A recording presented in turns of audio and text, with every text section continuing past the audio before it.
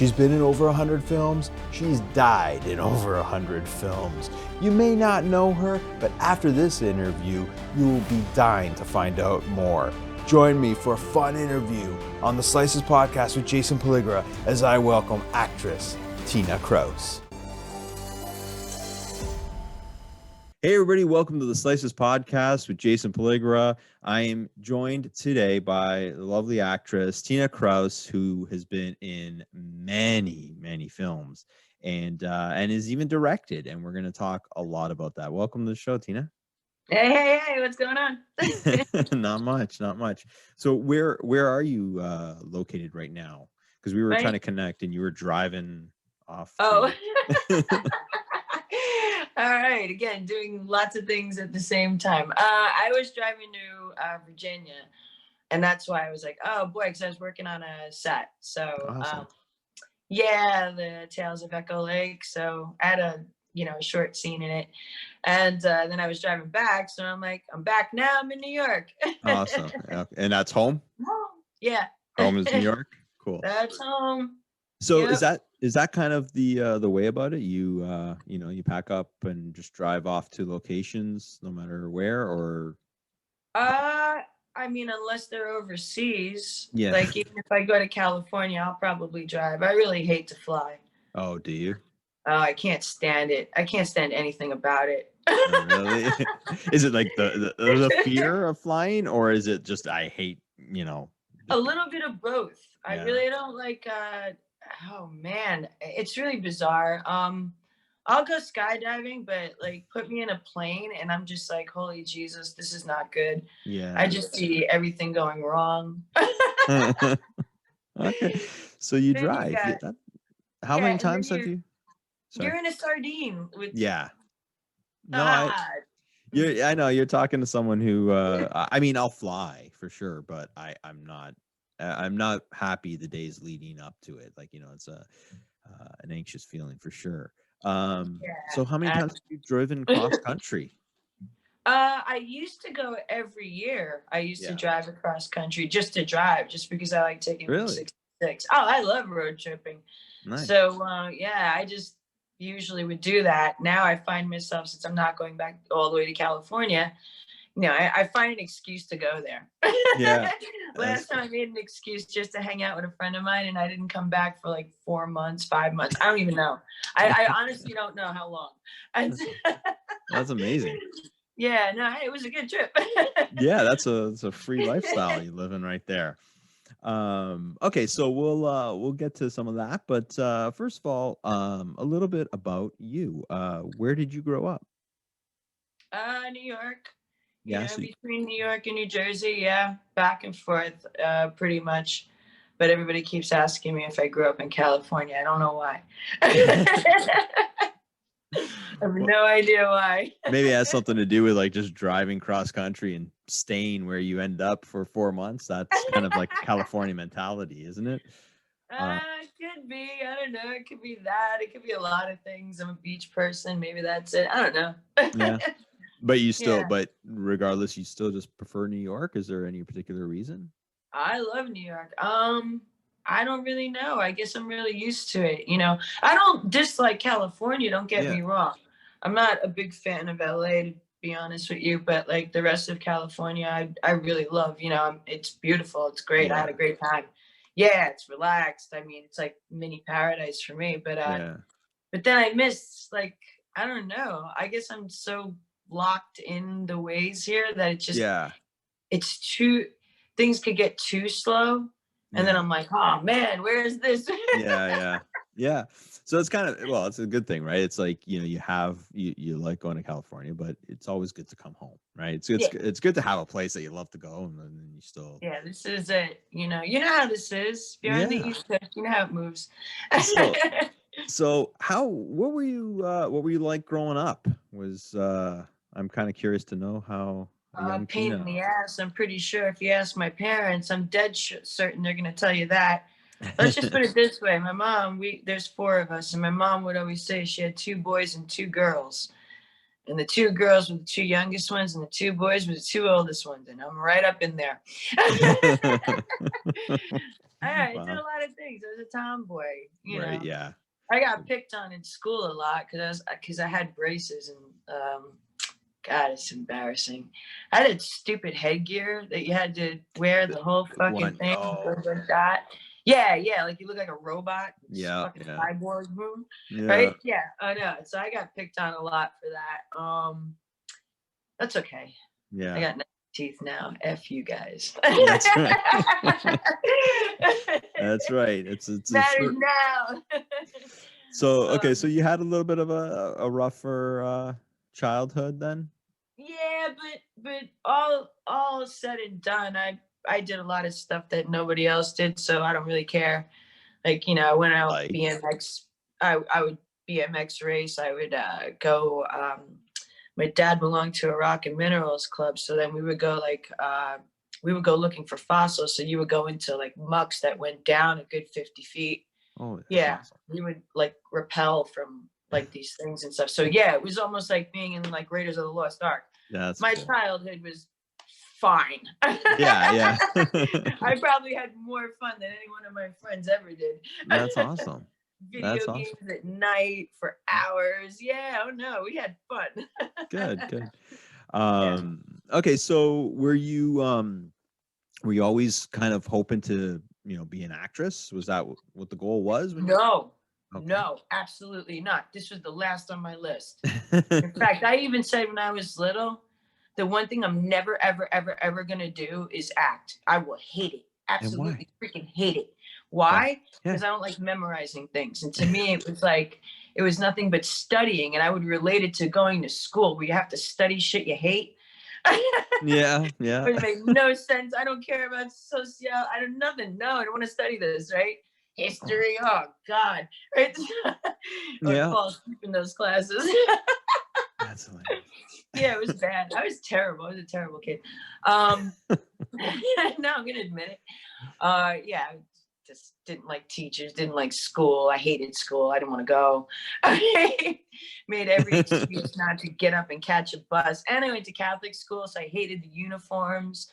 But I wasn't one of those girls that rolled it up because I thought that was stupid. I just Yeah. wanted to wear sweatpants. That's it.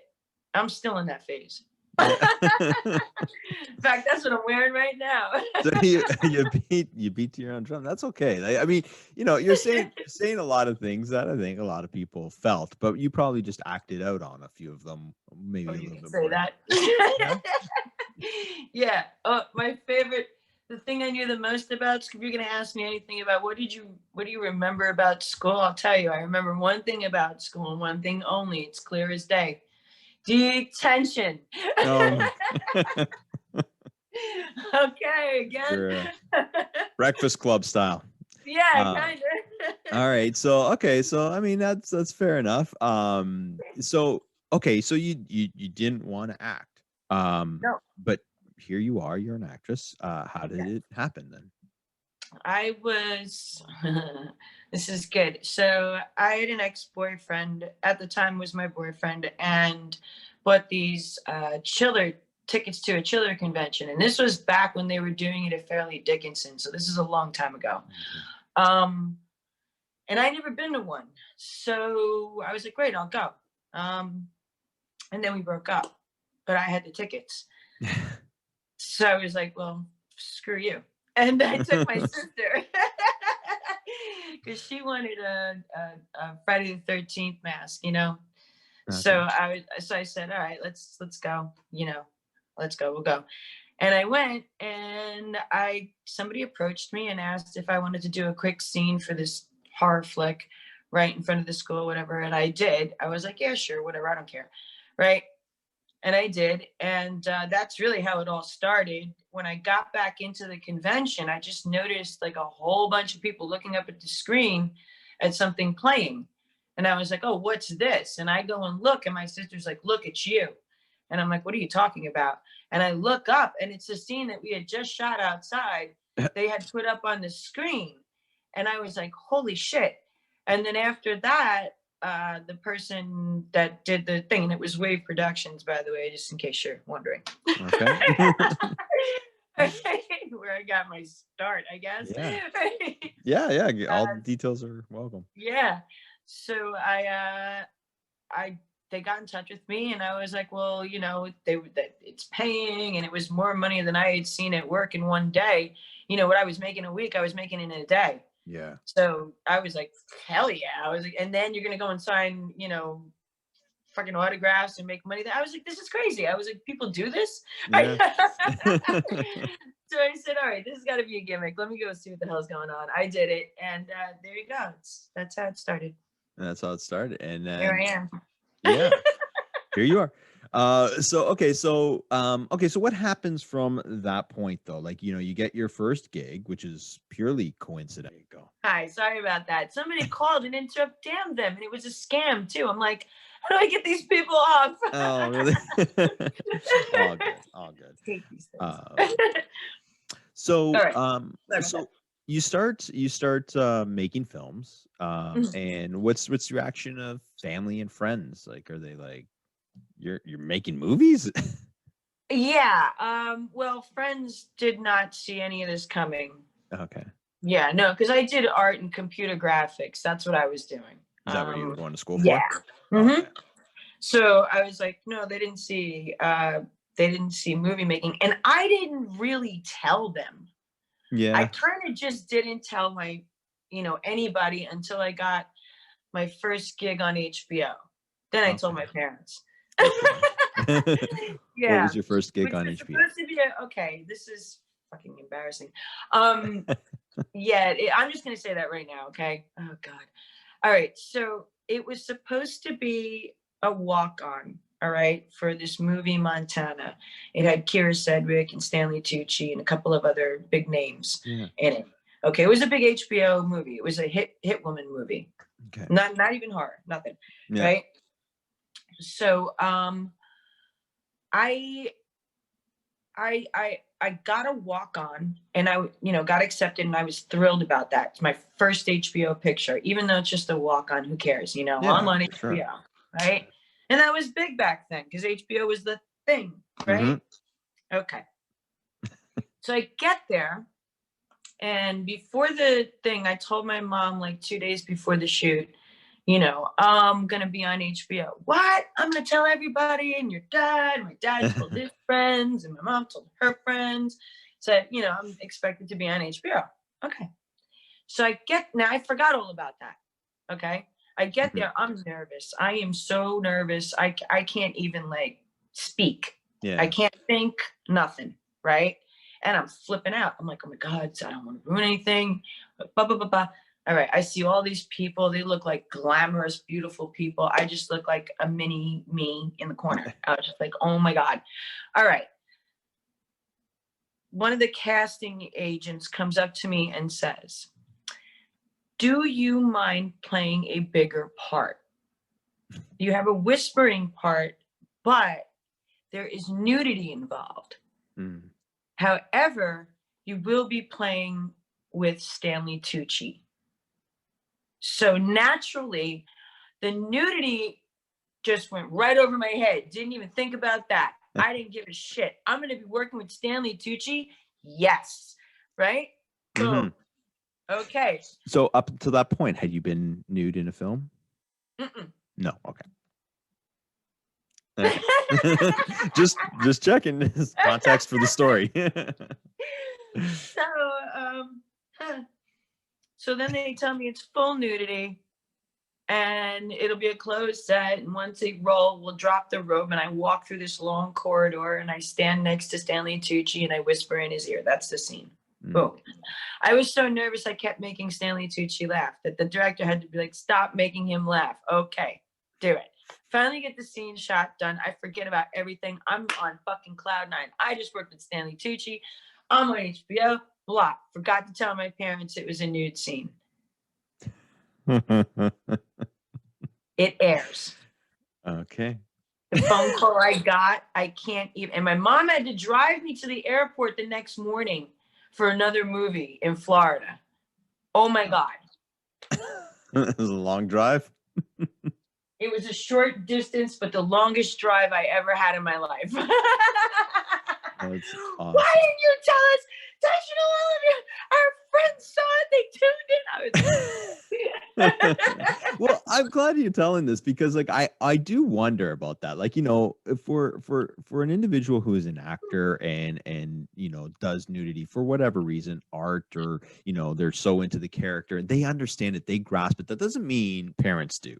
Oh And no, they never do. and you know, unless they're into the business in some form or fashion, which Not often even. yeah, even Not often even. cases is not. So it's this is a great story because I always wonder, you know, what mom and dad think of little Tina. Yeah, the senior black sheep has just gotten a little blacker. So was in all seriousness, was it really a hard one to live down with them or For a while, yeah. yeah. I mean, every once in a while I hear a goofball comment. Now, not so much. I mean, I don't even know if they remember, but you know, Yeah. because it's been so long ago. And they've been put through worse than that. Yeah. The last screening that they went to, I had to forewarn them because I always refer back to that first time, no matter what. Even Yeah. though it was just a nude scene, it wasn't anything, you know. Nowadays, you look at it, you're like, that's fucking harmless, please. You Yeah. could find worse thing in a Victoria's Secret catalog, you know?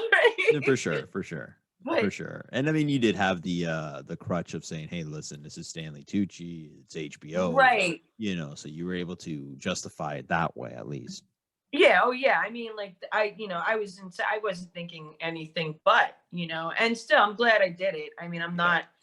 not, I don't regret it. I think it's a funny story, if anything. Yeah, for sure. You I seem got to a be good able to one. shrug things off, so it's okay. No, but when Um, I took them to the last screening, I had to forewarn them that this was going to be really, really rough. And please, if you don't think you can handle it, just you can leave now, but just don't do it in the middle of the scene because that's really embarrassing. yeah, yeah. So you bring them to the screenings. Some of them, Some of yeah, them. yeah. I mean, Okay, all right, any ones that gotten screened in theaters, if they could make it, they've gone. all Yeah, I've right. told them about it. Like I did have them go to a screening in Manhattan, and that was the one that was really bad. The Salvation by Blood, where I Okay. play a rapist and a murderer. Yeah, Oh, so you wow. can understand why that was bad. Yeah, yeah. As a But teenager. they're like, let's go see her. They're like, they're Well, they into it. didn't know. They knew it was a horror. They didn't know what my scene was until they got there, Yeah, and I kind of warned them, and then said, "It's okay if you leave now, because I get it, but." yeah, But they stayed, yeah. so that was good. And what Yeah, was the conversation like afterward? it was very quiet. Yeah. And then my mom, the one I was worried about the most, I don't think my dad gives a shit, but my mom, right? Yeah, the one I was worried about the most, who was going to preach to me. I just was like, "What'd you think?" Uh, and she gave me a, she gave me a stern look. Oh my God, I thought I was going to get yelled at. My heart's racing. I'm like, shit, right? And she goes, "You're a good actress." And that's it. I was That's like, on that awesome. note, I need a martini. Goodbye. She's accepting, and that's awesome. That's great, though. That's Yes. those are some good parents right there.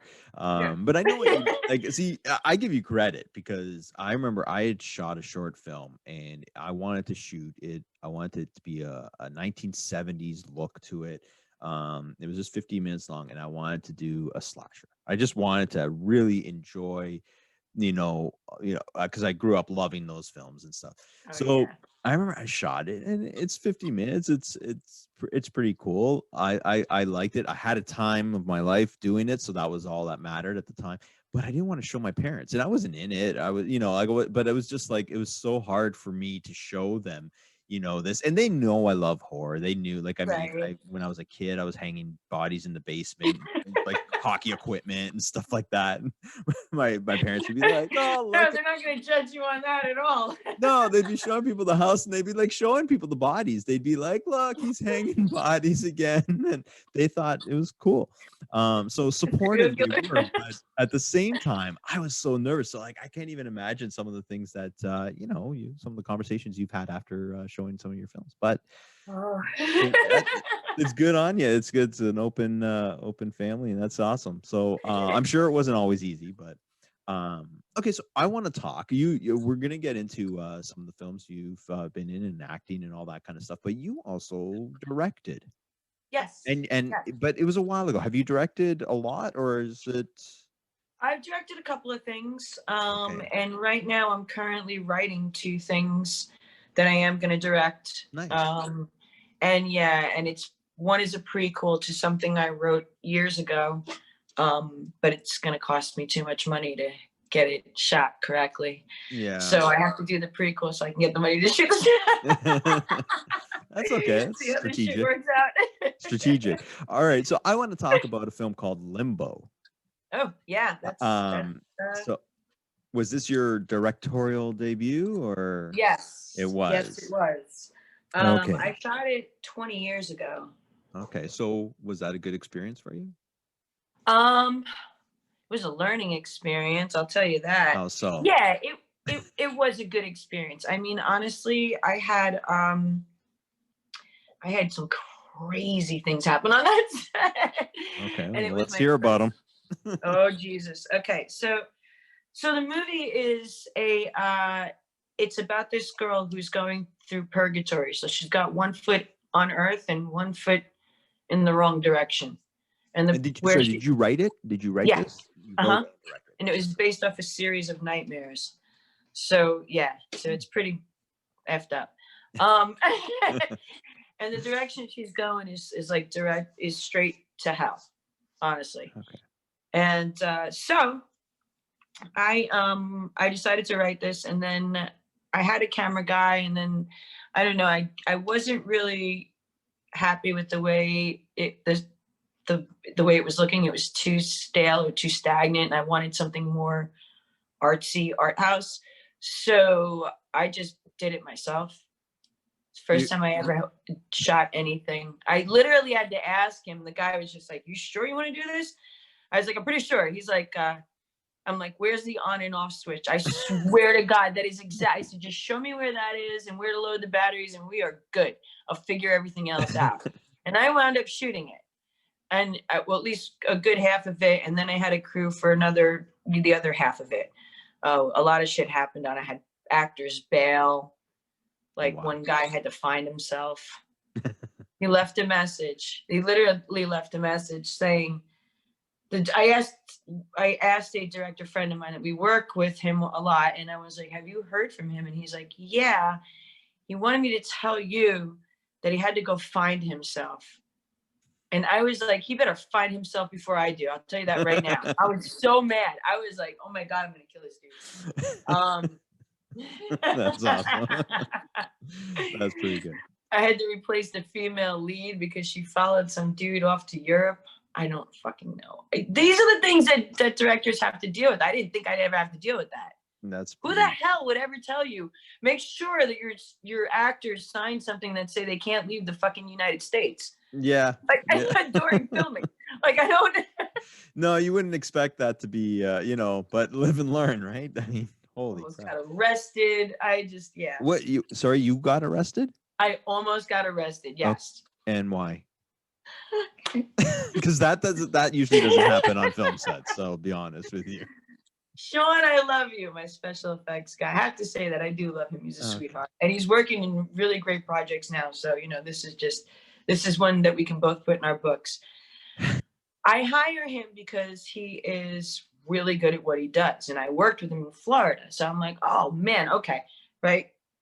So I was like, you got to come out and work on this particular thing. And the effects are amazing, okay? Mm-hmm. No problems with that at all. Yeah. Amazing. But one night we were shooting, and we had this scene where we rip out the girl plays a symbolic Jesus Christ. So she's in just the towel and up like that, like Jesus, right? Yep.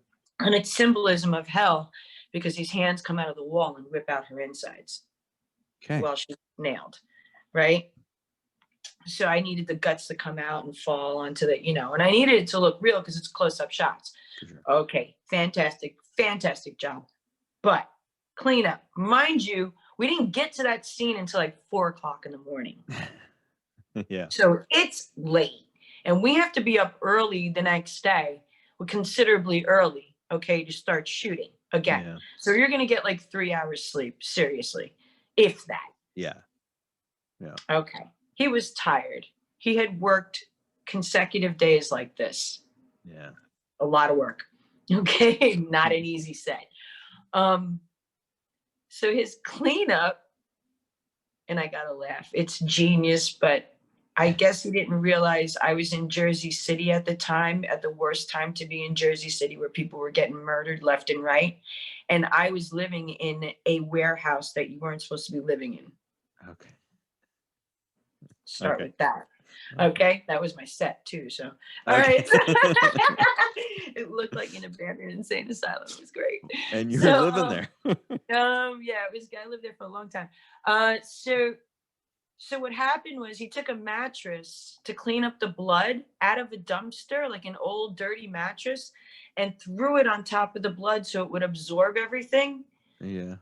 Because we were in the basement, so like, who cares, right? Yeah. You would assume.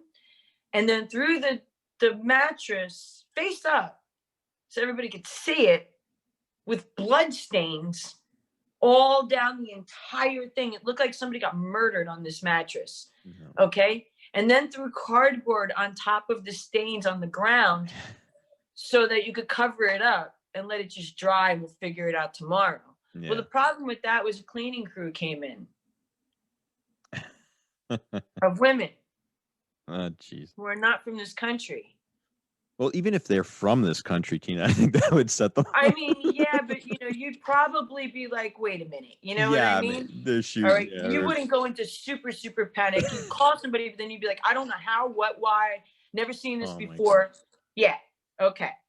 So the cops came and blocked off. Now we're shooting the next day, and nobody's showing. Not my crew, not my actors, not one. Okay. Except for the people who were staying in my loft, which was Sean and like 2 other people. Okay. Because they were there, and that's where he was staying. Right. Okay.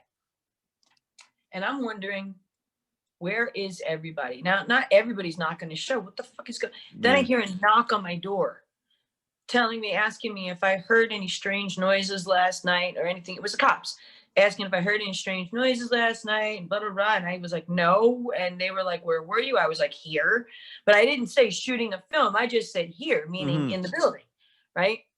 And they were like, all right, that's weird. I was like, can I ask why? They were like, do not come out, don't until we tell you, and, blah, blah, blah, blah. Now I look out my window, and there's a line of people outside down along, like across the street, just a line of them waiting, like staring at the building. And the closer I look, I realize that's my fucking crew. And the people, I'm like, oh my God. So I'm asking the police what happened. They were like, there was a murder last night in the building, or suspected, like not a murder, but they suspected it to be. Until of course they found out that was Caro syrup. Wow. So what was the punishment on that? Was it a slap on the wrist, or? Oh, I told everybody not to say anything about filming. Oh, you did. Yeah.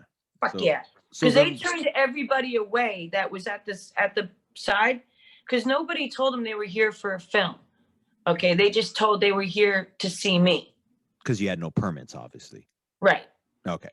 We were guerrilla shooting. Right. Yeah. And everybody knew that, this was not, like we could get kicked out of wherever, like, because I was constantly saying, don't do this, don't do that, whatever you do, keep things low. I have to be low profile. I don't want anybody calling. Don't start causing trouble. None of that. Keep it quiet when you're not on, like, I don't want people calling the cops on me. So nobody said that they were in a film, and I didn't say that I was shooting a film.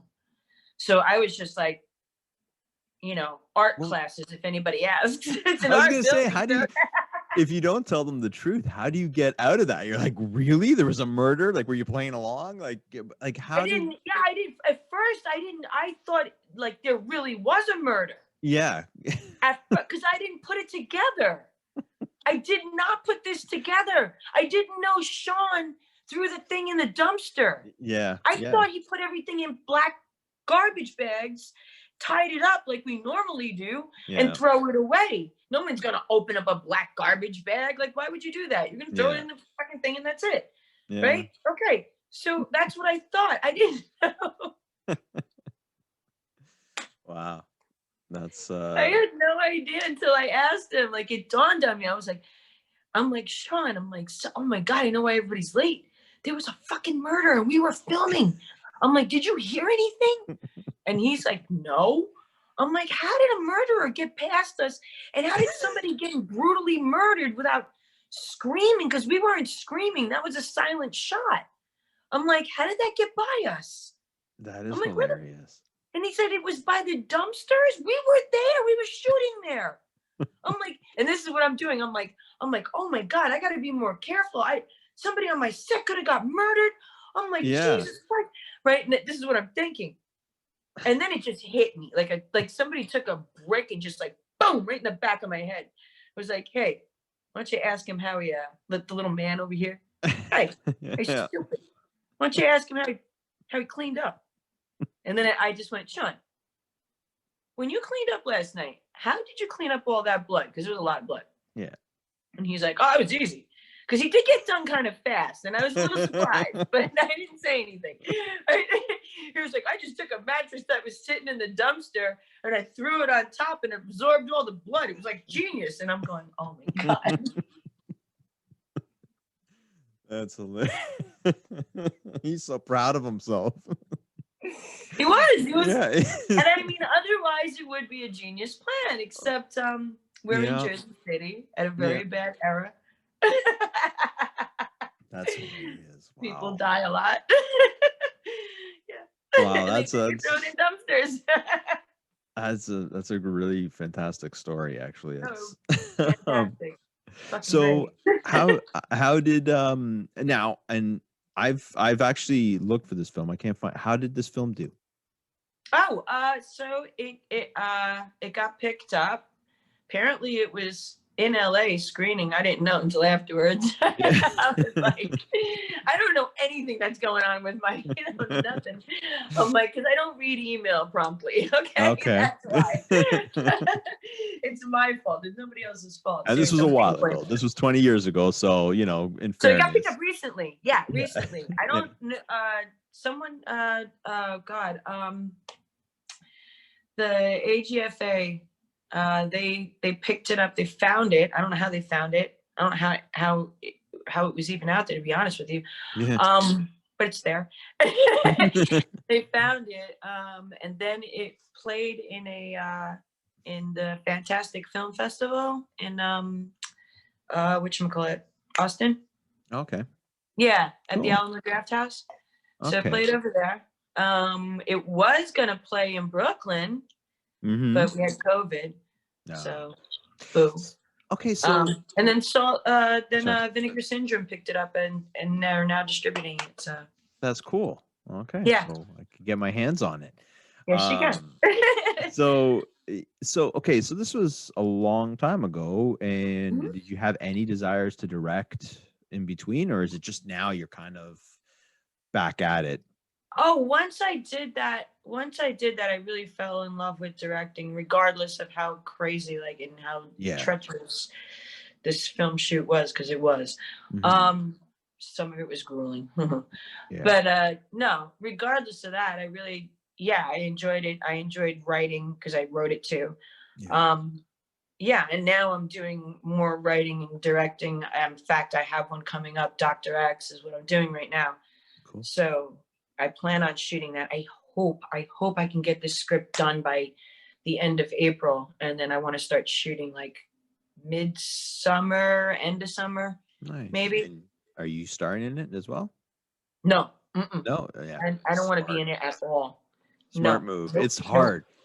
It's hard. So just because you're talking about directing, and when you're doing it at an independent level, I mean, you don't have all the, the security to prevent you from every single question that comes to your way. It's amazing, right? Like the attention to detail and the little things and the constant questions, right? And it's just like the more hats you wear, if you start throwing yourself. I did that with a web series where I wrote, directed, and I was like, you know what? For once, I'm gonna act in it. And it was just, you spread yourself so thin. And nothing really excels, and no, you gotta master one thing when you're doing something like that. I don't mean that you can't do it. I have been in limbo. Sure. I was in limbo for a brief period. Yeah. Okay. Yeah. But but that's only because I couldn't find someone to play the part, and we had to shoot it, and I just didn't have the time to wait. Yeah. So, whatever, that's no big deal. But even then, like, it's really, you really got to focus on, it's so easy to miss something that when it's on a screen, man, it's a major boo-boo. Yeah, no, it's true. It's true. It's true. And it's not like it can't be done. It's just it's an added stress, an added pressure, an added task that is just really can be daunting. Especially on the independent level where, like I said, you don't have exactly, the ideal amount of crew around you usually. But that's cool. So we look forward to seeing some more directed by Tina Krause films. That's awesome. Oh, yeah. Let's see if I get arrested this time. It's possible too. I have to go into places that I can't get a permit for. It's possible. So we'll go, well, you know what? We got this podcast now. You can always check up. We can always check in on you and see if you dodged another bullet. But like you said, you know what you got to do though? You got to roll behind the scenes cameras, because if something like this were to happen again, you probably make more money on that. For real, I am definitely having some behind the scenes stuff going That's on. awesome. I mean, no, between that and like doing the abandoned, we're doing a web series for Urban X, and we're basically exploring abandoned buildings and giving their histories and stuff. So I don't have permit for that either. Yeah. So okay, so let's talk about that quickly then, I guess. I follow you on Instagram, and for a lot of people that would follow you wouldn't expect to see all these abandoned buildings and stuff like that. At one point I had to kind of just scroll to see if I saw your face to make sure it was your account. It is. So let's tell us about this this passion of yours, or this something that you like to do. Yeah, so I used to live in an abandoned insane asylum. I was checked in for a while. Just messing with you. All right. I love saying doesn't surprise me after what you said you were living in a warehouse. Okay. No, my mom says that she thinks that maybe I wasn't a past life a patient, because why I like this stuff is really beyond her. But I do. I have this real hidden curiosity for going into these places. I really don't know what triggers it. I don't. I love the way the buildings look. I know they're like they got some history. They got some evil shit that happened. I want to see what's going on in there. I just want to. I don't want anybody telling me anything. Let me find it. Cool. And there's like there's an adrenaline rush getting through these things, like, because they're not just. It's not like you walk through an open door and everything's safe. Nothing's safe in places. They're pitch black. Some of them have burnt out. You got to be careful not to step through something that may have a rotted floor. You can fall through and die. Make sure your batteries don't wander out. One place I was in, me and my friend, we got lost in it because there's only one way in and one way out. And it's 4 buildings attached to a honeycomb in the center. So you could get lost. It's a maze, and everything, the floors are exactly the same. It's a hospital. So it's not like it's different. You know what I mean? And we got lost. And the way that you get into this place is climbing up a fire hose that's wrapped around a tree that goes to the 2nd floor of the building, that has half of the grate sawed off, because all of the windows are barred with iron grates, because it's for the criminally insane. Yeah. Wow. So they lock them. Yeah. So we thought, oh shit, we're lost and the sun's going down. I'm like, fuck this. I'm not getting up. Both of us, we are not fucking getting trapped in this place. Hell to motherfucking no, I will kick a window out. And we were about to break a window and realized there were metal bars and they were locked. And I'm like, you gotta be shitting me. And when we looked out and looked around, every single window, and there are hundreds of them, was barred shut. I was like, it took us hours to get out of there and find our way back. Wow. And jump out the window. And I was like, dude. This is a show. I was like, that is scary. Cool. So you're working on this then. You're exploring this, and that's cool. So what's the plan? We're gonna do a whole season and pitch it to Amazon. That's and awesome. I'm gonna go state by state. So if it works, and I'll do some webisodes on it as well, just to get the curiosity while I'm putting the show together. I'm going to do a webisode, and I'm going to do a podcast where we take some of the outtakes and kind of make fun of it. For sure. We That got sounds some awesome. titles. That sounds cool. Yeah. All right, so let's dive into your film career. Uh-oh. Yeah. Uh-oh. Why are you Here we go. You're that worried, are you? No. Well, hey, you make films. So, okay. So I mean, you're in a lot of films, and I mean, you're not in a lot of household name films. True. It's fair to say. You're very, very low independent. What kind of for the most part, are these like sets? Are they, I mean, obviously they're not, studio style, but are they like run professionally? Are they kind of a little dodgy? Okay, so let's be honest. Please. Some of them are run professionally, and Okay. some of them are run, you got a call time, you got this, that, and the other, you got a green room, you got the whole 9 yards, professional equipment, et cetera, et cetera. You do a sound check, you do a rehearsal, right? And some places don't even do rehearsals. I've been on low budget sets where they did rehearsals because they want to make sure that they got that right. And they're serious. And then there are other sets where you don't get a script, you get an idea. The boom mic is taped to a broomstick. I think that's what it was. Sometimes it's one take, sometimes it's two. All right. So I guess you can see where we're going with that. Yeah. So either way. But but do you enjoy being in these films, or yeah. I mean, some days you're like, oh God, get this shit over with. It can be it can be annoying depending. And I mean, everybody has those days. That's whatever. That's neither here or there. That could be with a regular work job anyway. But for the most part, yeah. The thing I like about it is it's never really the same. Yeah. Okay. One day is never going to be the same as the next. It's like, oh shit, what are we doing now? Right? Yeah. Yeah, I can see that. But I mean, I think you have to be a trooper to have that mentality. Like, I mean, a lot of, actors, actresses, that's not exactly what they're looking for. Yeah, I know. So remember that when you're casting. I've worked with a few. Yeah. Okay.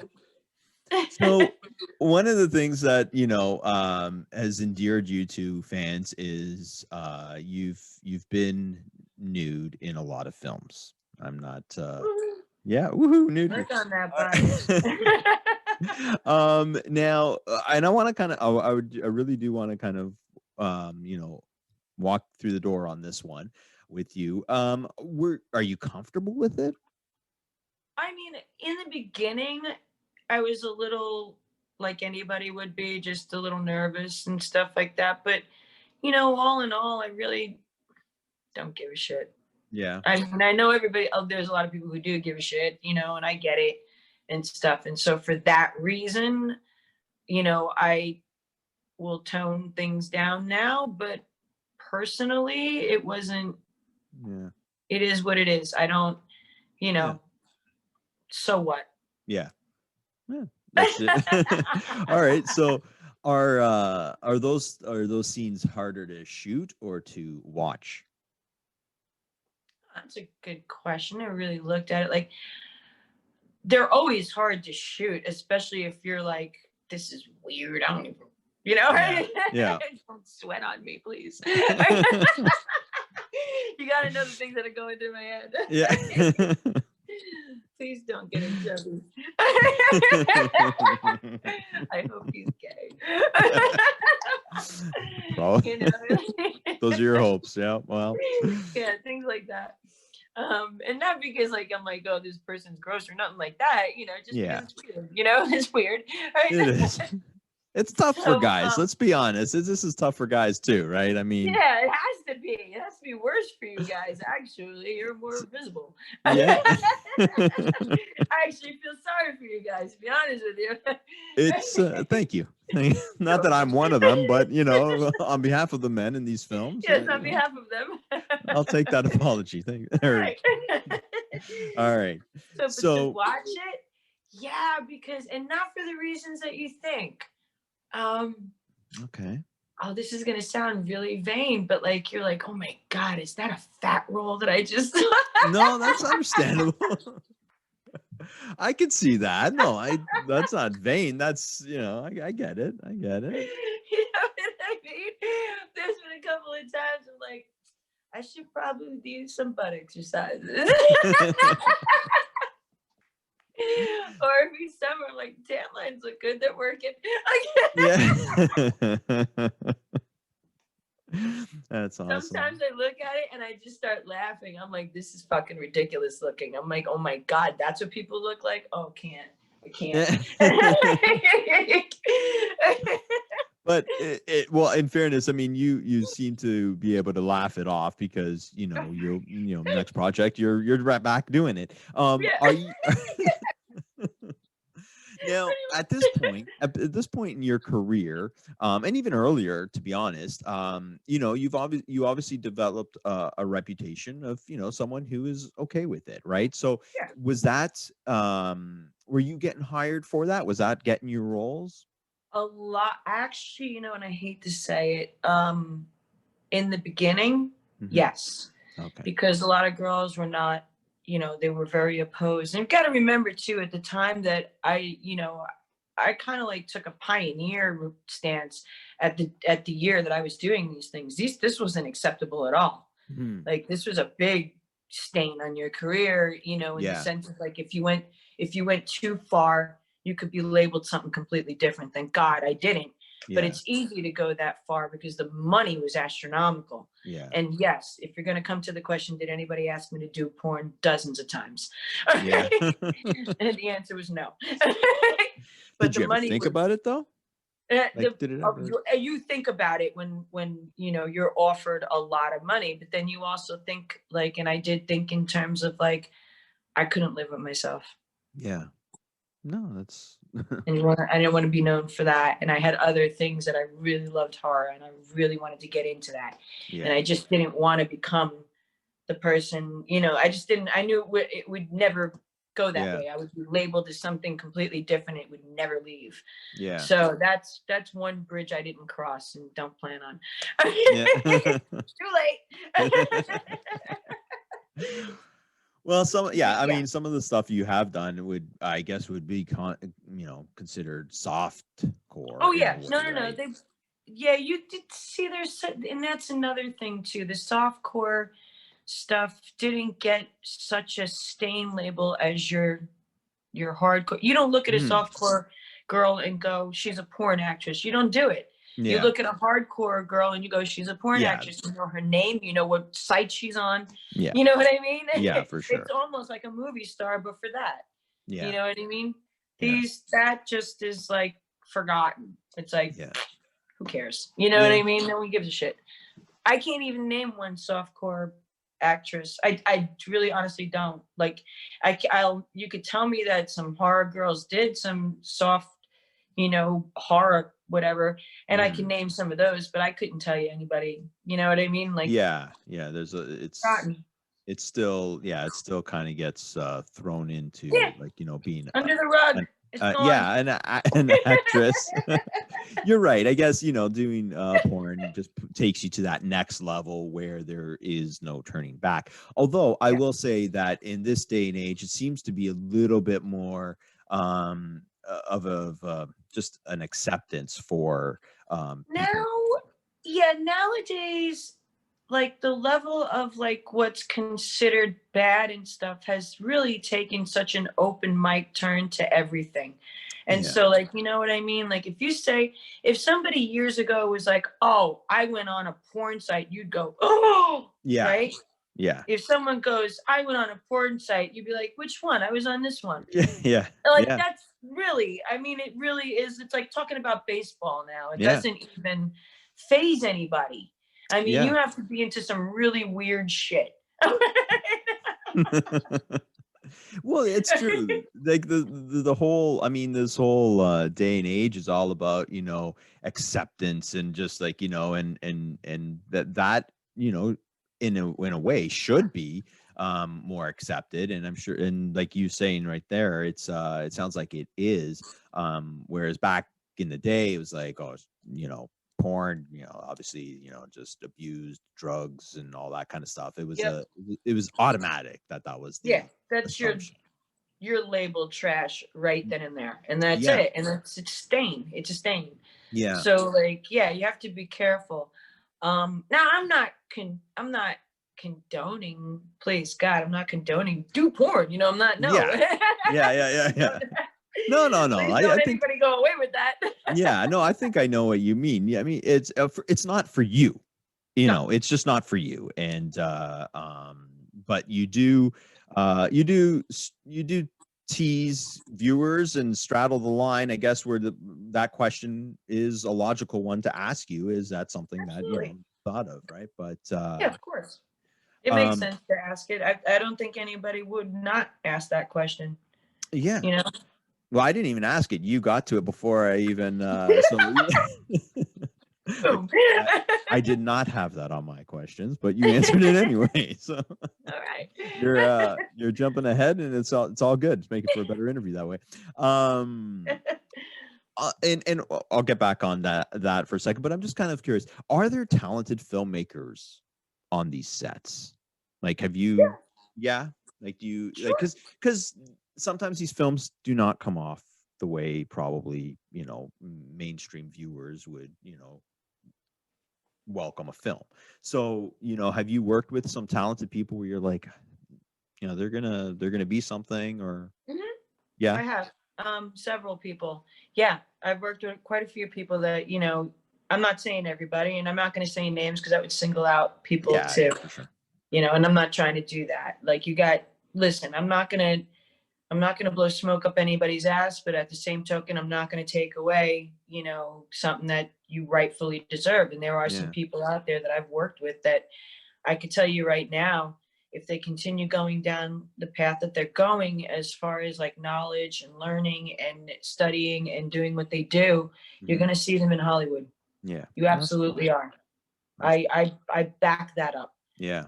I've worked with, you know, equally some people, again, like for instance, Sean, I believe that my special effects guy that we were Mhm. talking about, if I'm not Mhm. mistaken, he works in Hollywood now doing special effects. Yeah. So there's been people that I have worked with that just, yeah, absolutely. And hopefully he has a cleanup crew. He does. Yeah.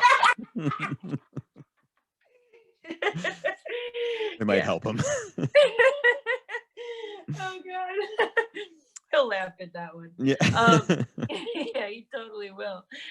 But no, there's other people that I worked with recently, you know, and that I'm in some films that I could tell you, you know, they have a very bright future. If they Yeah. continue doing the right thing, then they're gonna make it and you're gonna see it. And it's not gonna be what you think. Yeah. It's That's gonna good. it's gonna blow people's minds. And I'm just, oh, I can't wait for that day. Yeah, that's cool. What's the pay like on these types of films? And I don't want to get specific, but like, Well, is it like a case of beer in some cases? no. No. Now. Okay. Now let me be clear.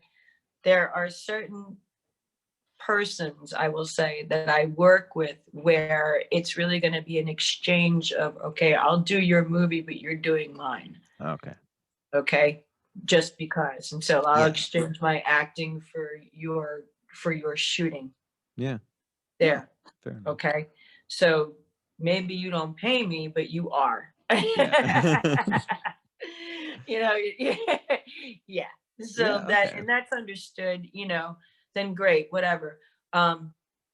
you know, but other than that, no. I mean, it's like, you know, whatever your day rate is. I Yeah. tend to give people, depending on the production, if it's a really low budget, I'm not going to give you what my real day rate is, because that's not fair. Yeah. You know what I mean? Yeah. And I'll cut people a break like that. I usually do. I usually try to make it as fair as possible. Yeah.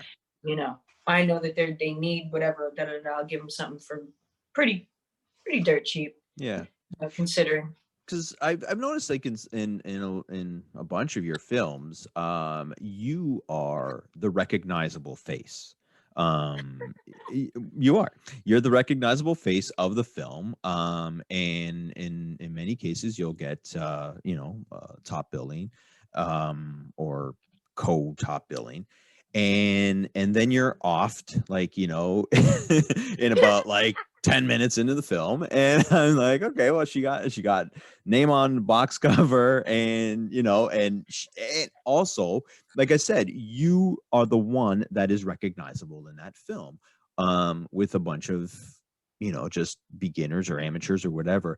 And I always wonder, is that because that's all they could pay you for, or like you just coming in to kind of like do a favor, like you said? Or because I always wonder, I'm like, okay, well, if I'm an independent filmmaker and I have a whole bunch of unknowns and I land Tina, well, I want Tina to be the main star, but that's not always the case. You're usually done in pretty early in a film, or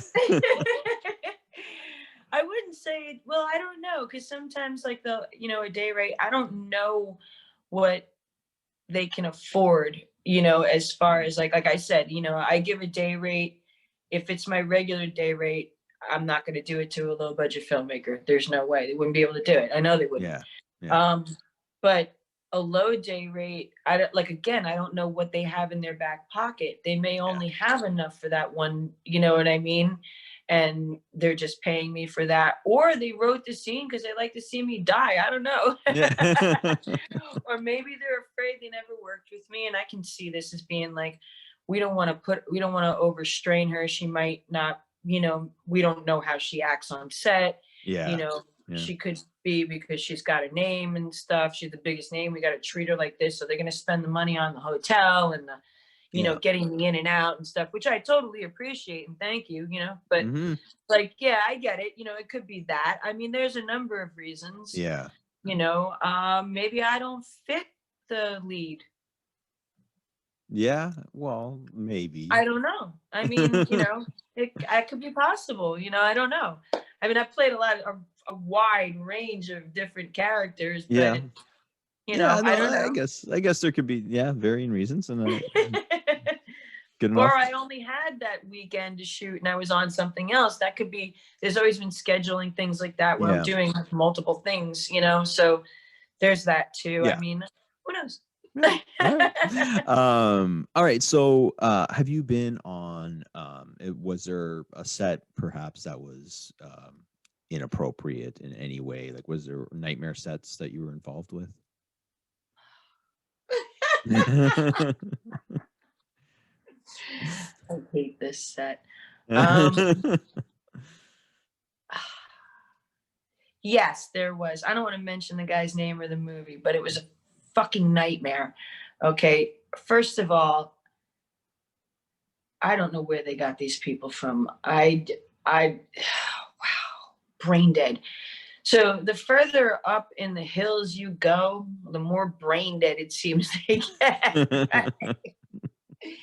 And this set was filled with, I want to say, like, hillbilly hicks, like, in the worst, but just the worst, like, kind of way, like, not cool, not funny, not charismatic, just complete assholes.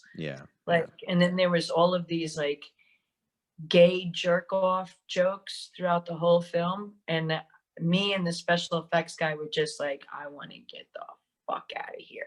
Really? Yeah, it was like your meal was McDonald's, and I really don't eat fast food. Yeah. I can do a pizza. It's fine. Otherwise, you'll have rolls in your scene, right? And you don't want that. No. I hear you. No, I just don't do fast food because it doesn't agree with me. It doesn't like me. Yeah. It doesn't like me at all. I was like, dude, really? This is what we okay, word. I was like, so French fries. I'm like, I'm gonna fucking lose my shit. And I was just like, all right, whatever. And it was just not a good the whole shoot was just really the director was in space. You didn't know where you were, what your lines were, what you were gonna do next. It was just haphazard. It was like basically a bunch of frat guys getting together, but just not in the know. Yeah. And but, okay, like, at that point, are you like, why am I here? Like, how do you get onto that film? Like, you finish it. No, okay, but you're a professional and you do that, and that's that granted. But how did you even get signed on for that film? Like, how did you decide? Yeah, okay, I'll do it. It was a friend of mine who said they're looking for someone. I should have listened to the warning. They're a little out there, but it's funny. And I didn't take that to mean like really look into this. A little out there because I'm a little out there. What the fuck, it doesn't bother me. All right, great. It's like cool. Yeah. So I think my out there and her little out there was a little different. I guess so. So that's what happened. That's how that happened. Okay. I probably should have did a lot more research and I didn't. That's my fault.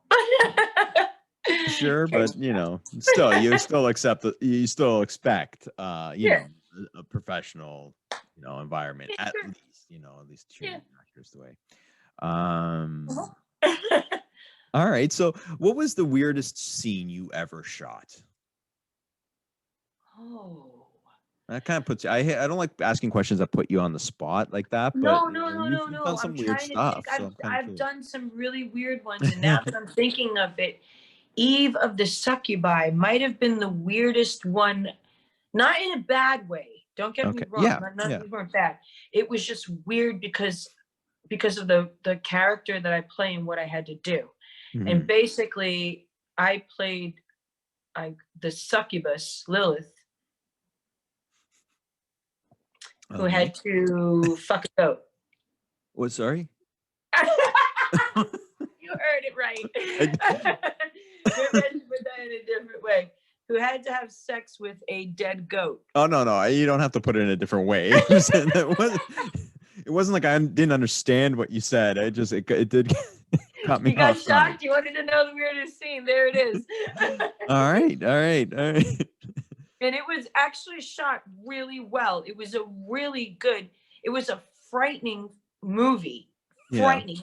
It takes place up in the Adirondacks in a cabin.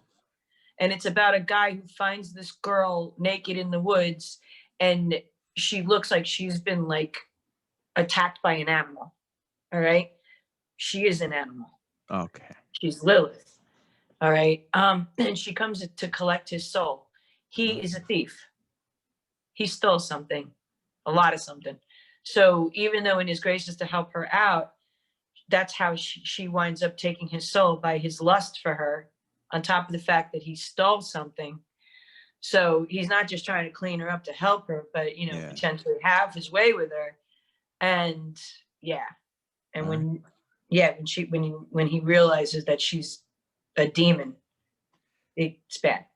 Okay, cool. And how was the goat to work with? Was the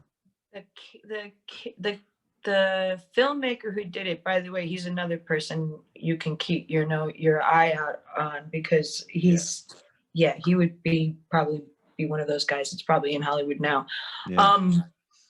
He literally got in touch with a taxidermy guy and asked him if he had a goat that was taxidermied, could he buy it? And they did. And they brought up a taxidermy goat. I'm not kidding. Like with the I believe you. And I was like, and then I turned into a beast while this is happening. So they had to keep putting patches of fur on my back, like for each.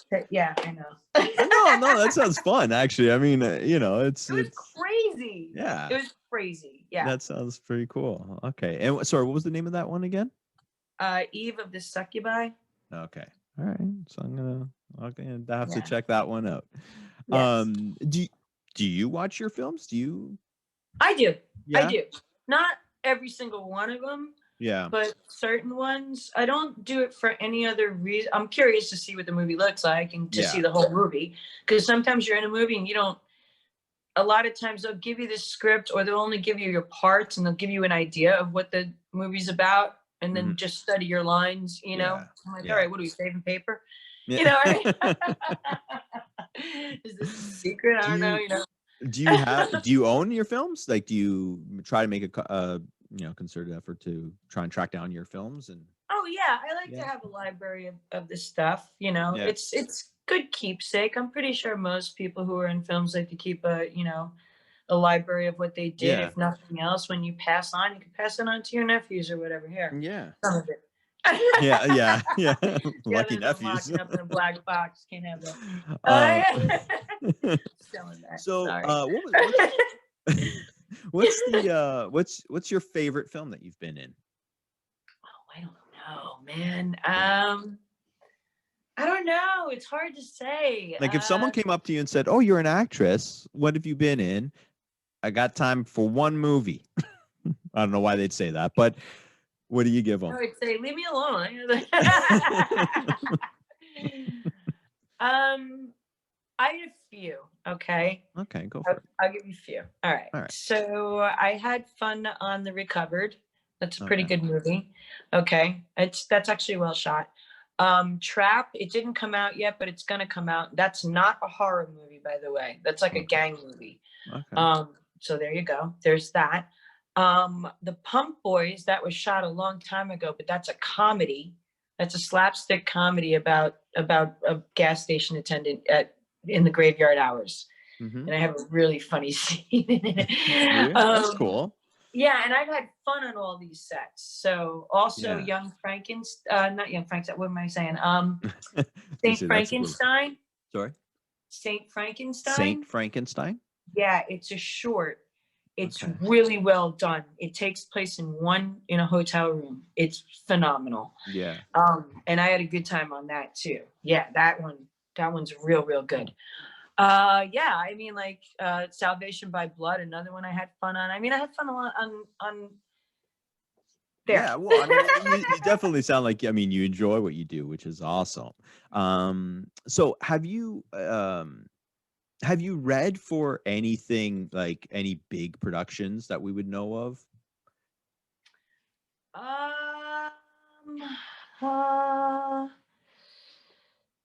Let's see. I mean, I was on a few things, but not major parts or anything like that. Like The Blacklist, it's a TV show. Girl Code. Okay. So you've read for these? I was on the show. Oh, you were. Oh, sorry, you were on them. Oh, okay. Yeah, it's like, yes, I read for them, and then I was on them. Yeah, that's kind of how it works. Yeah. Well, so hey, listen. I'll just take a drink. You talk. All right, perfect. Okay. I don't know.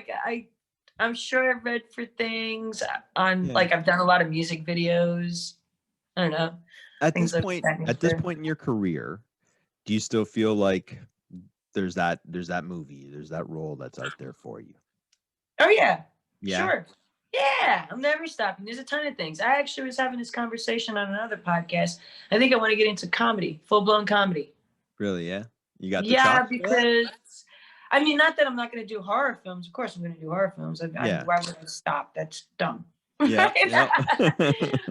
But we did the Tales of Echo Lake. The scene there wasn't one funny thing written in this. Basically, it's just a short slasher. We just get mutilated by this guy in a pumpkin head costume. No, it turned into a slapstick. I don't know. It just went that way.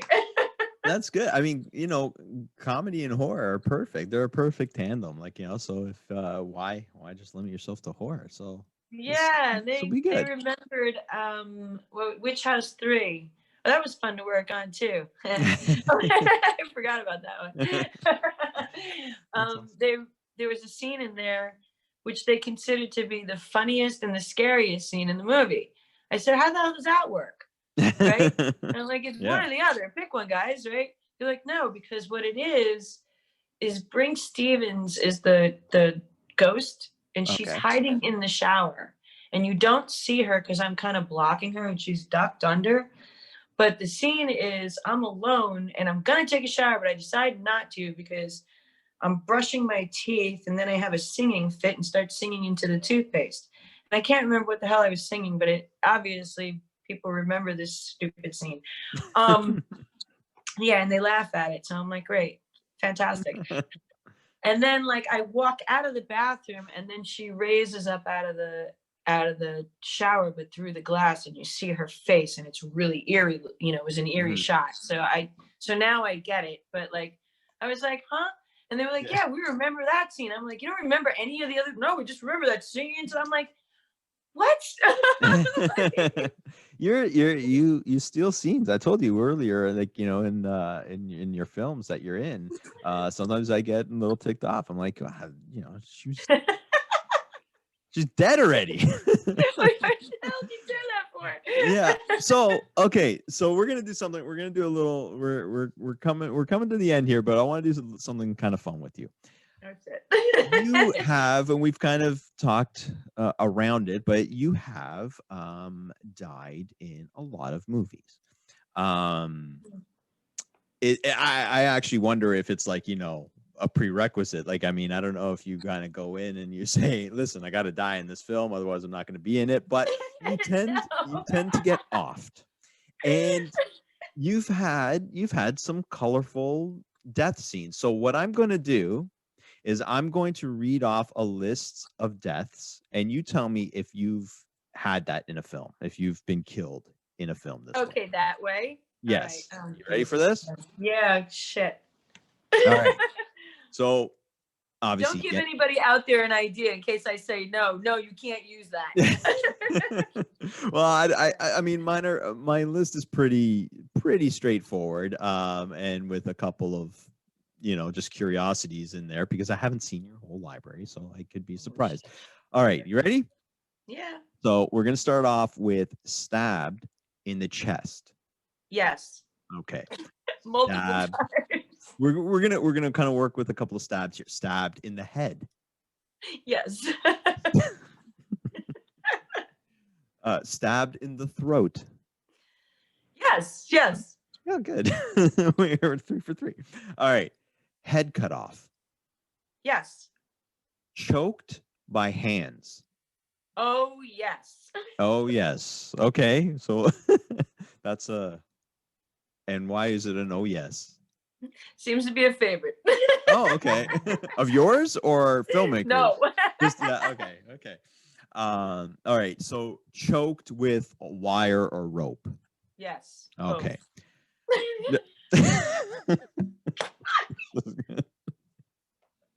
Hung. Yeah. Oh yeah. Yeah, great. You're so happy. What do you? We'll go through this. I'm curious to know. Like, okay, well, let's go through this. Split throat. Oh yeah. Oh yeah. Burned. Yeah.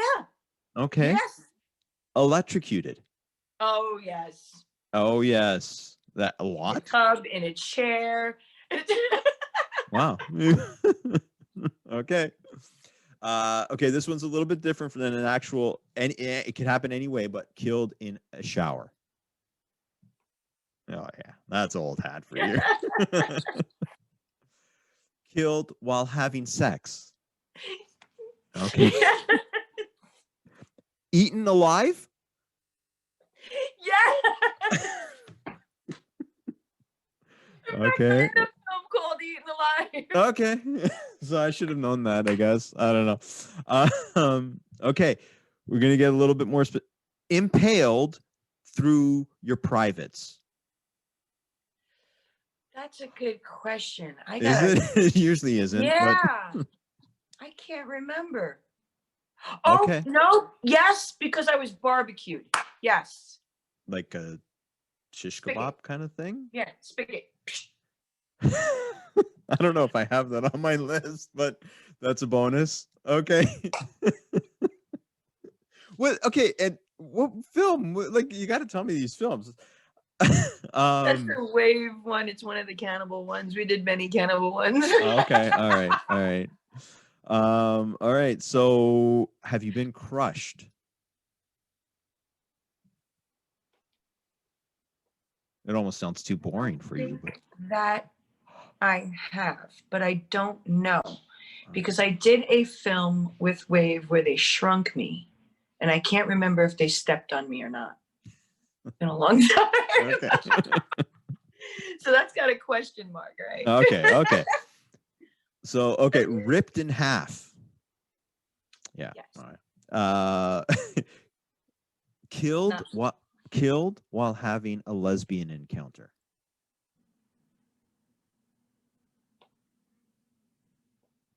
Probably, because I always have a stupid lesbian scene and someone always dies. It's usually me. Okay. so but I'll research that one. All right. Okay. But the probably we'll stick with that. It's probably pretty safe. Beaten. Yes. Yes. Drowned. Yes. Dismembered.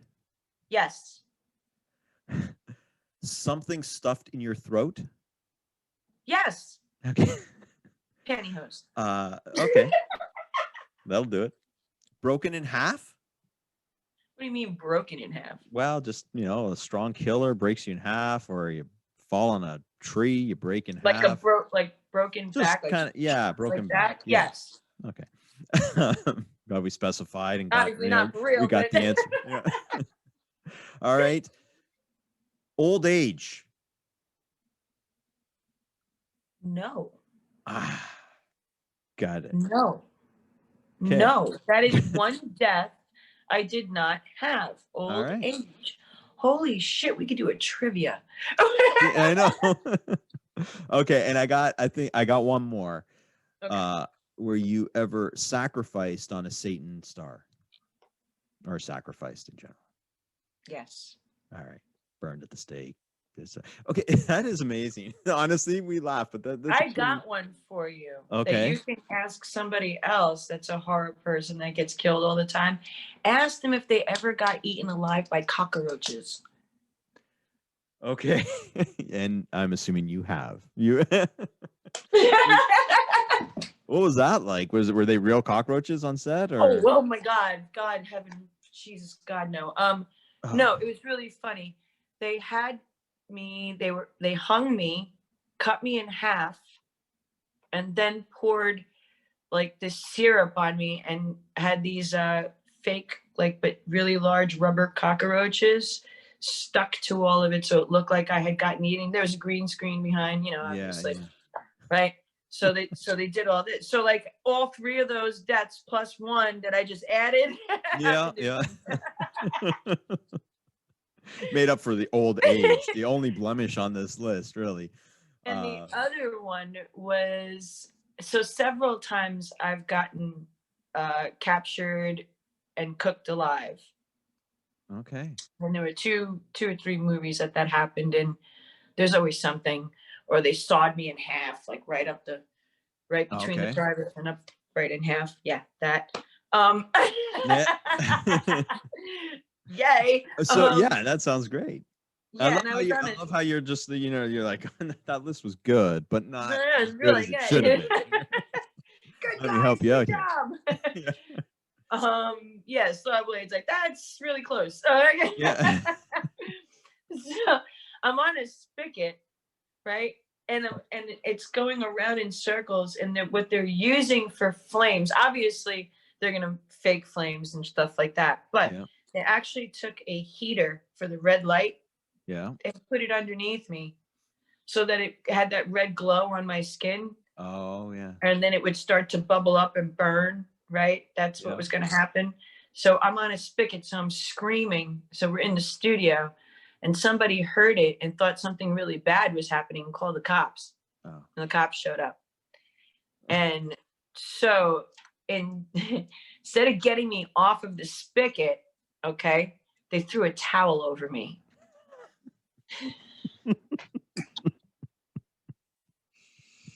You gotta love indie filmmaking. Meantime, there's a towel and I'm yelling through the towel. I'm fine. Can we see? I don't think that's a good idea. Oh my God. And by law, they have to. They can't leave somebody under a blanket. You don't know. No. You know what I mean? For sure. They need to make sure that they're safe and, just roasting and being They lift it. Oh, okay. It's fine. And so the blanket comes up and I'm just like, fuck, I'm like, put the blanket and ask him 6 million questions. I'm like, will you get me off this fucking spigot and give me a robe? I'm like, and I'll sign whatever it is I got to sign, say what I got to say. But they didn't really bother us after that. They kind of laughed. They were like, can we watch the filmmaking? And the director was like, no, it's a closed set. Sorry, guys. Kind of the law. Oh, that's hilarious. Holy. Yeah. Okay, so with your death scenes and how many you've had, how many percentage wise would you say you were nude for? I would say like maybe not entirely nude, but like topless. Okay. Yeah. I would say 70%. 70%. I would say so. I would say that's a good estimate. Not everything is nudity, but like this last one was, and I was shocked. Yeah. There was not 1 ounce of it. I was like, whoa. Yeah. And we died with our clothes on. I fucking love it. Well, there are studies about that, like, and how, like, a death scene, turns on people and in many ways like a sex scene would. And there's no denying that horror films are littered with these films, and there's a reason. Yeah. Yeah. Do you want to share the analogy? Yeah, exactly. No, for sure. And it's a business, and as long as you're having fun, like, it's different. Yeah. If I'm interviewing you and you're like, oh no, this was terrible and I wish I never did that. You're not. Yeah, like, then I say you don't do this unless you're having fun and you got something invested in it. Like, maybe some kind of, you want to direct, or you want to, do makeup, or you want to go into horror effects, or whatever the fuck it is. You like a good storytelling. I don't know. It doesn't matter. Yeah. You don't do this for the money. You know what I mean? Yeah. You should never do this for the money, because the amount of people that actually make any kind of money that you're going to put all this time into is very little percent. You don't do this unless you love it. Exactly. You shouldn't do this. You shouldn't. Yeah. No, you're right. You know what I mean? You really shouldn't. You got the right attitude. What's okay? So what's next for you? What's next? Okay, Dr. X is next. Okay. Urban X is next. That's the Exploring the Abandoned. That's going to be the TV show. Dr. X is a movie. And it's the prequel to The Sundowners, which I wrote way long time ago. It is basically about a town of crazy people who are totally normal from 6 a.m. to 6 p.m. But once the sun goes down, they don't take their little meds. They're on the flippy do, and they are crazy. And they all escaped from an insane asylum, and they're trying to grow their town. Cool. And their mayor is Dr. X, who really is a doctor who tainted everything in there to keep them nuts. He worked on lobotomies and things like that, and he came up with some kind of a medicine that he could put into food, but it only works on protein. So he sticks it in the meat. Oh, okay. Because it won't stay. It won't, the protein, it's a biomolecular protein that only attaches to certain proteins. So cool. It will only attach to a meat protein, whether it be chicken or beef. No fish, no nothing. Those are the only two proteins that have that particular protein in it. Cool. And so when it gets into your system, it attaches to your fat cells, and then it goes right through your body and takes over, going straight to the brain. Very cool. And flipping a switch. Yeah, it's got like a like a Hills Have Eyes, like mad Oh, scientist wait, kind it of gets feel. really good. It gets really good. They start kidnapping people and putting them and forcing them to be in their town. And if you don't comply, they'll kill you and you'll become fertilizer for the food. Of Or course. you'll play the game and That's you'll become awesome. part of the town. And they can maim you, like cut your legs off or something like that, just to Yeah, grow their town. Yeah, that's and they pretty do. They cool. do some really weird shit. Like the priest of the town, he thinks he's Jesus Christ after 6 o'clock, and he prays to a rubber pig mask. And you always hear pigs squealing in the back, but you never ever see anything happen. Okay. Never see it. The butcher, who works along with Dr. X, he helps taint the meat. Mm-hmm. He's the butcher. He owns the diner, and the two daughters, the two girls are his daughters, so to speak. Okay. At nighttime, they're wind up dolls. One keeps running out of batteries, and the Oh, butcher goes off and gets the meat. So he steals your household pets. That's why nobody has pets. oh, okay. And he slaughters them Okay. and Wow. makes the food. And this is all in your little head, eh? Wait, it gets better. The Okay. two guys that actually get into this town, it opens up. The very opening of the scene is these two guys on motorcycles packing up guns and stuff like that. They're going to rob a convenience store. And they Okay. never kill anybody in all of their sprees of robbing it. That's how they make a living, just stealing the fucking cash Yeah. register money. But this time it goes wrong and they wind up killing everybody. And so they're running from the police. And that's how they wind up in this hidden town. They stumble upon it and one of the Okay. bicycles breaks. So they can't get out. Yeah. Okay. And the one dude won't ride bitch with the other guy Yeah. because he's riding bitch. Yeah. Egos come into play, trust me. Yeah. Oh, there's some funny scenes in it. There's some good ones, Cool. man. Good Yeah, for you. it's written quite. I could send you the script. You get a kick out of it. Yeah, Yeah, I'd read it. love to. I'd love to. But Yeah, for sure. it would take at least $2 million to get that one done. Yeah. Yeah. Well, hey, Yeah, I listen. want some names in it. You know. Yeah, no, I understand. Yeah. But yeah, no, I mean, it can happen. I mean, it can happen. That's the main thing. You got the Next right goal. attitude. That's my next goal, damn it. Yeah, yeah. You got the right attitude. So we'll definitely have to have you on the show when things are green yeah. lit.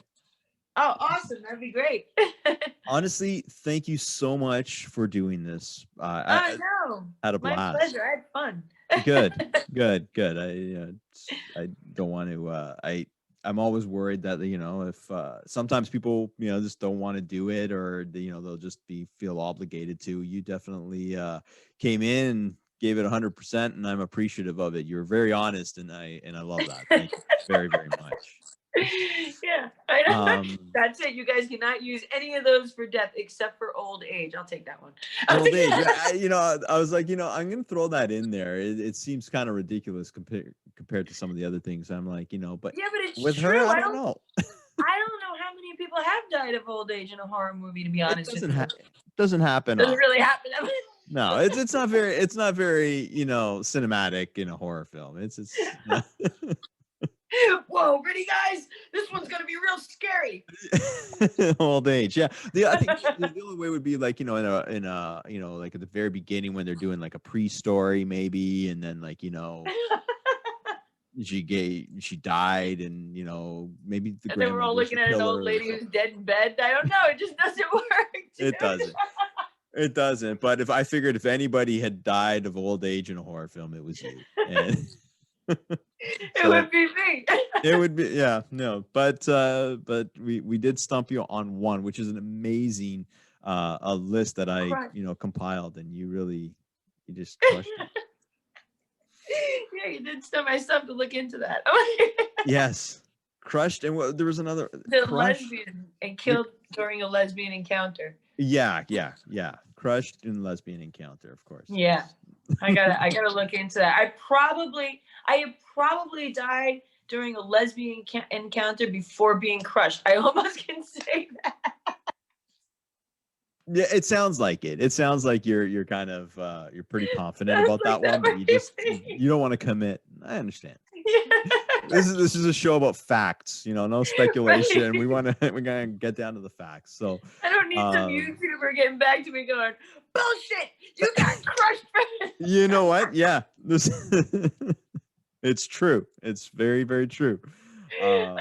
How can you forget it? It was my favorite film, and yeah, you're gonna get in trouble for that. And I'll just be like, oh my god, what did I do? I just ruined somebody's world. It's okay. It's okay. I would, you know what? If we did get anything wrong, we'll come back and do it again. I'd love to have you on. Excellent. This was a lot of fun. Thank you, Tina. You're welcome, dear. Thanks. And subscribe to the YouTube channel. We're on all those audio podcast channels. Find us and subscribe to those, or follow us, listen. I'm Jason Pelligra. Thanks for joining the Slices podcast with special guest Tina Krause. Thank you very much. Bye, guys. So long.